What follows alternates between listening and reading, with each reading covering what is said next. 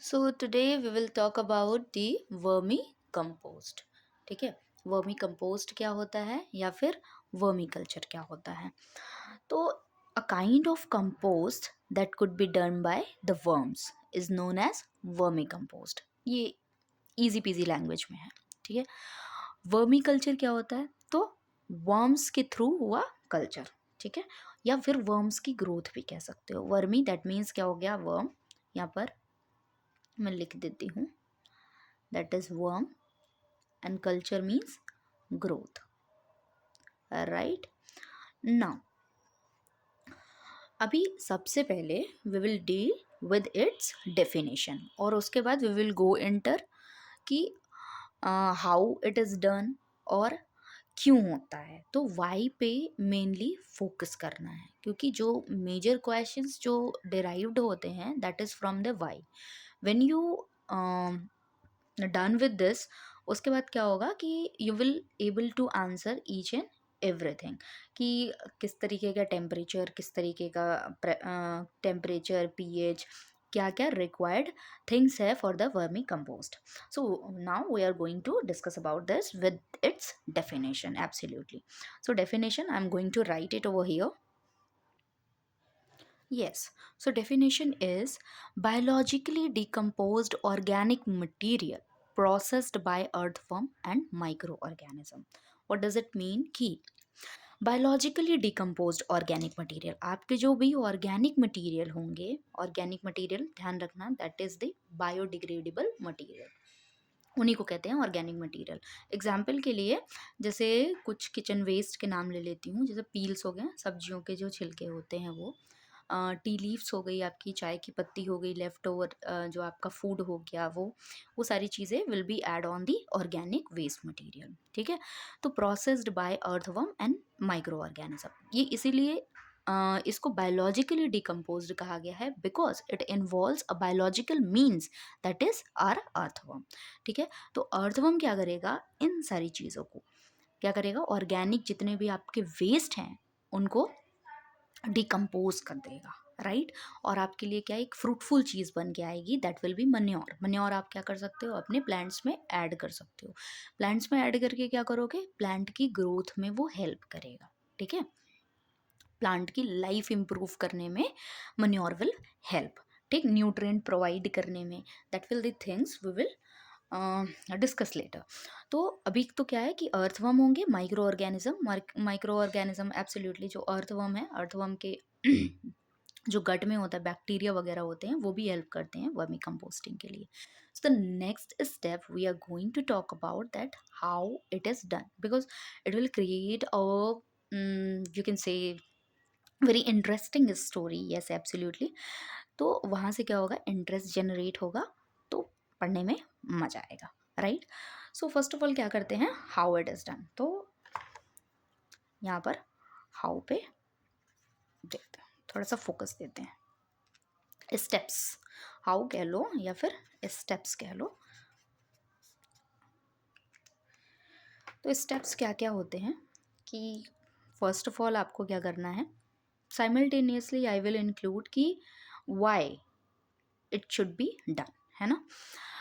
तो इधर क्या होंगे स्टेप्स में, फर्स्ट ऑफ ऑल आपको तो एक जगह चाहिए होगी. एब्सोल्युटली कंपोस्टिंग करनी है आपको, तो आप या तो ज़मीन में गड्ढे कर लो. ठीक है. एक पिट बना लो आप. ठीक. एक पिट बना लो, या फिर आप एक बॉक्स ले लो, वुडन बॉक्स भी हो सकता है वो. ठीक है. You can take a box as वेल. ठीक. तो अब आपको करना क्या है, फर्स्ट ऑफ ऑल इसमें यहाँ पे पहले थोड़ी सी आपको क्या भर देनी है, सॉइल रख देनी है. ठीक. दूसरा लेयर आपको क्या रखना है, थोड़ा सा आप रेत वगैरह जो होते हैं वो सब भी ऐड कर सकते हो, थोड़ा थोड़ा, थोड़ा मतलब थोड़ा ही. ठीक है. और उसके बाद यहाँ पर कुछ लीव्स वगैरह. ठीक है. ये लीव्स वगैरह ऐड कर सकते हो. और फिर अपने जितने भी आपके वेस्टेज हैं वो ले आओ आप. Organic waste, organic kitchen waste मैं बोल रही हूँ, ऑर्गेनिक वेस्ट आप ले आओ और यहाँ पर इसमें इंट्रोड्यूस कर दो या फिर इसमें इंट्रोड्यूस कर लो. Make sure the place you are going to choose will shady, है ना. तो ये क्या होना चाहिए, शेडी प्लेस पे होना चाहिए। I will tell you why, है ना, कि सबसे पहले हमने बोला है कि वाई पे डिस्कस करेंगे। शेडी प्लेस क्यों होनी चाहिए, क्यों सॉइल होनी चाहिए, क्यों हम इसको सैंडी सॉइल नहीं यूज़ कर सकते, यस दिस इज़ एक्सेप्शनल कि सैंडी सॉइल आप नहीं यूज़ कर सकते। तो all of the things will be talked, है ना। एंड एट द लास्ट क्या करना है, यहाँ पर ऑर्गेनिक वेस्ट रखने के बाद यहाँ पर इंट्रोड्यूस करने हैं छोटे छोटे प्यारे प्यारे से वर्म्स। ये वर्म्स कौन है, वर्म्स में, वर्म्स तो एक बहुत बड़ा क्लासिफिकेशन है ना। तो वर्म्स में कौन कौन से वर्म्स आएंगे, जो इसके अपर लेयर पे रहते हैं, मेजरली उन्हीं को यूज़ किया जाता है। तो वर्म्स में हम कौन से वर्म्स यूज़ करेंगे, ईपीजेइक वर्म्स यूज़ करेंगे, जो कि इस सॉइल के अपर लेयर में रहते हैं, ठीक।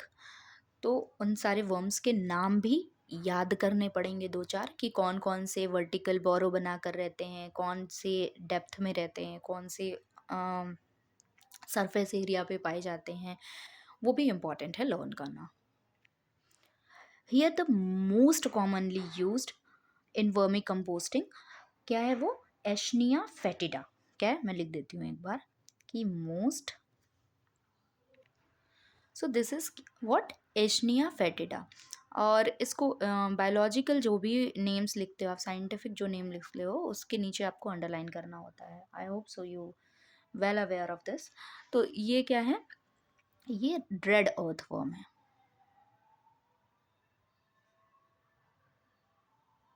Okay, so these are the red earthworm found in the surface area and mostly commonly used.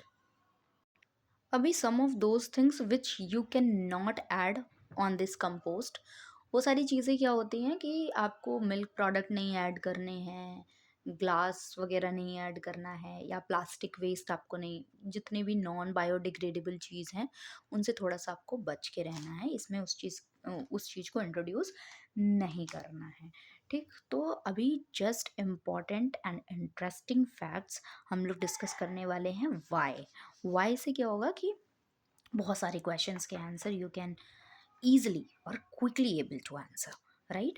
तो we are going to discuss why। अभी इसमें क्या आएगा कि अभी अर्थवर्म ही क्यों चाहिए, कोई और वर्म क्यों नहीं चाहिए, ठीक। तो why, first of all why पे डिस्कस करेंगे कि अर्थवर्म ही क्यों चाहिए। why अर्थवर्म, कोई और वर्म क्यों नहीं चाहिए।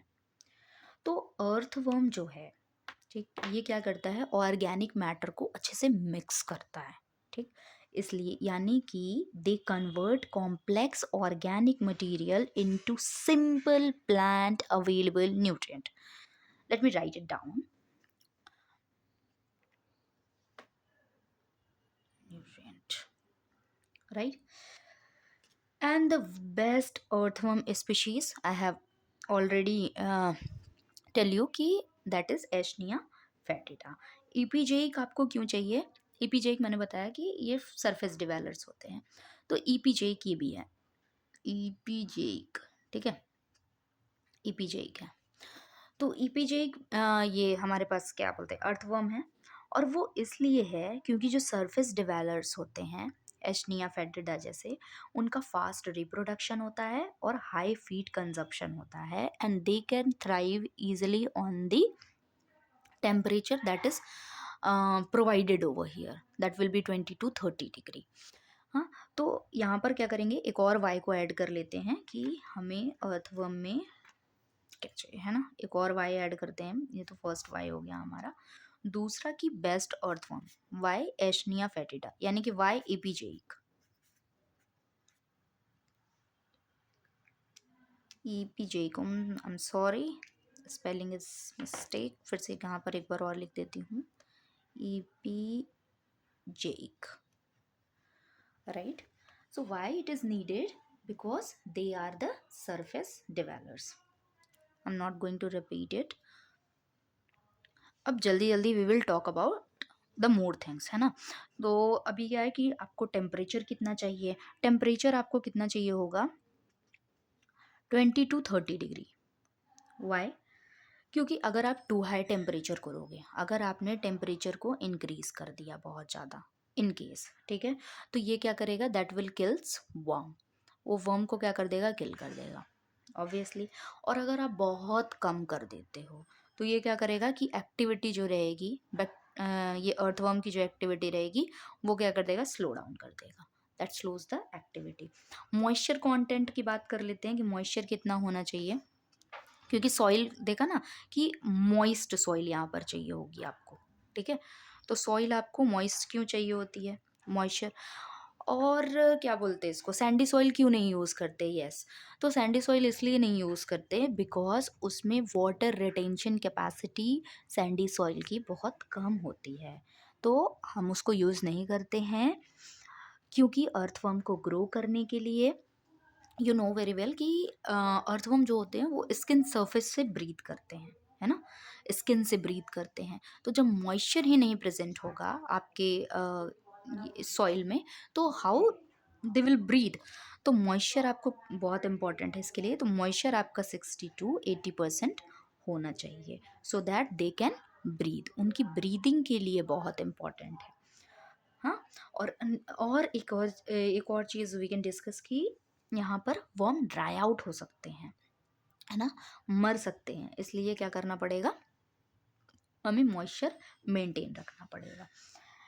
यहाँ पर बहुत ज़्यादा अगर मॉइस्चर आपने कर दिया कि आपको बड़ी ही खुशी मिल गई कि नहीं मॉइस्चर अभी बहुत बढ़ा देते हैं, बहुत सारे बैक्टीरिया ग्रो हो जाए, बहुत सारे सॉरी अर्थवर्म ग्रो कर जाएंगे, तो ऐसा कुछ भी नहीं होने वाला है, दैट विल एब्सोल्युटली हार्मफुल, क्योंकि वो क्या है, that will create a fall smell और एनारोबिक कंडीशन फॉर देम, बहुत ज़्यादा अगर आप कर देते हो तो, क्योंकि ये क्या है, एक एरोबिक प्रोसेस है, ठीक।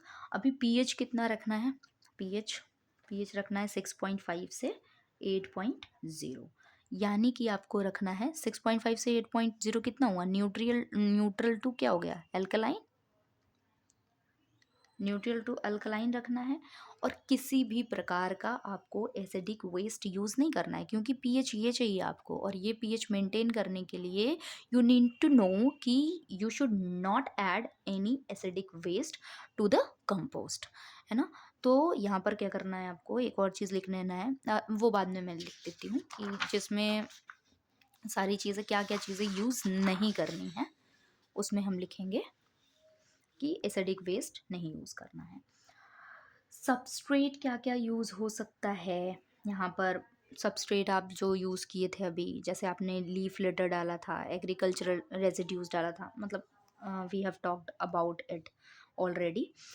अब आपको रिजल्ट क्या मिलने वाला है, आपने पाया क्या, इतनी तो मेहनत कर ली, लेकिन व्हाट यू गॉट, है ना, व्हाट यू गॉट और व्हाट प्रोड्यूस्ड, प्रोडक्ट आपको क्या मिल रहा है, प्रोड्यूस क्या मिल रहा है। तो आपको मिल रहा है इसमें वर्मी कास्ट। अब वर्मी कास्ट क्या होता है, क्या मिल रहा है आपको, वर्मी कास्ट मिल रहा है, ठीक है। वर्मी वॉश मिल रहा है, late me write it down. चलो 1 मिनट में फटाफट से देख लेते हैं कि वर्मी कास्ट से क्या मिलेगा और वर्मी वॉश से क्या फ़ायदा होगा। वर्मी कास्ट वो होते हैं जो वर्म्स कास्टिंग करते हैं, है ना। तो उसमें मिलेगा नाइट्रोजन, फॉस्फोरस और पोटेशियम। ये क्या करेगा, ये सॉइल के स्ट्रक्चर को, वाटर होल्डिंग कैपेसिटी को बढ़ाएगा। वर्मी वॉश जो होता है दैट इज़ लिक्विड एक्सट्रैक्ट जो कि वर्म्स की बॉडी से रिलीज होगा, और इसमें बहुत सारे तरीके के एंजाइम्स होंगे जो कि अगेन सॉइल की स्ट्रक्चर को इम्प्रूव करने में हेल्प करते हैं, ठीक है। उसके साथ साथ ये एक तरीके से वर्मी बेड से जब पास होते हैं तो माइक्रोब्स के लिए बहुत ही बेनिफिशियल होता है, ठीक है। अभी द नेक्स्ट इज कि एडवांटेज क्या क्या मिला है हमें, एडवांटेज, ठीक है। तो एडवांटेज क्या क्या मिल रहा है, पहली तो आपकी सॉइल फर्टिलिटी बढ़िया हो रही है, क्या बढ़ रही है, सॉइल फर्टिलिटी, इसी के लिए इतना काम ही हो रहा है, फर्टिलिटी क्या हो रही है, इंक्रीज हो रही है। दूसरा क्या है, सॉइल का जो स्ट्रक्चर है वो देखा, अभी सॉइल स्ट्रक्चर की बात की थी, वो बढ़िया सुधर रहा है। और सबसे अच्छी बात आज के दौर में कि ये इको फ्रेंडली है, ठीक। इको फ्रेंडली, फ्रेंडली की स्पेलिंग क्या होती है, FRIENDLY, अभी ठीक है ये। और ये क्या करेगा, प्लांट की ग्रोथ को प्रमोट कर रहा है, प्लांट ग्रोथ भी हो रही है इससे। ठीक, तो ये 3 4 5 एडवांटेज हो गए इसके। अभी we will discuss the the thing which should not be used. क्या? Not be used. वो कौन कौन सा मटेरियल है जो कि यूज नहीं करना है? फटाफट से 1 मिनट में देख लेते हैं कि प्लास्टिक वेस्ट आपको नहीं डालना उसमें, क्योंकि ये क्या है, नॉन बायोडिग्रेडेबल है। ठीक है, मेटल्स नहीं डालने हैं, किसी प्रकार के आपको ग्लास पीस नहीं डालने हैं। ठीक है, किसी प्रकार के आपको एसिडिक फूड नहीं डालना है उसमें, एसिडिक वेस्ट नहीं डालना है। अभी जैसा कि बताया कि पीएच को मेंटेन करने के लिए, राइट, किसी भी तरीके का आपको एसिडिक वेस्ट नहीं डालना है और मिल्क प्रोडक्ट भी आपको नहीं डालने हैं। ठीक, ये देखने को आपको कैसा मिलेगा जब आपके कंपोस्ट बन जाएंगे, तो compost will look like a soil. But कभी भी इसको पीडोजेनेसिस से कंफ्यूज नहीं करना है, क्योंकि it is a not a formation of soil. वो नेचुरल प्रोसेस है और उसको बनने में बहुत टाइम लगता है। तो वर्मी कंपोस्ट एक टाइप का आप कह सकते हो कि सॉइल अमेंडमेंट है। ठीक, कि सॉइल को अमेंड करना, थोड़ा सा अच्छे से उसकी क्या बोलते हैं, न्यूट्रिएंट जो पावर होती है उसको बढ़ाने के बाद आपको इंट्रोड्यूस करना है वापस से। तो these are the these are the some of the fact which we have discussed today. I hope it was a fruitful video for you. Thank you so much.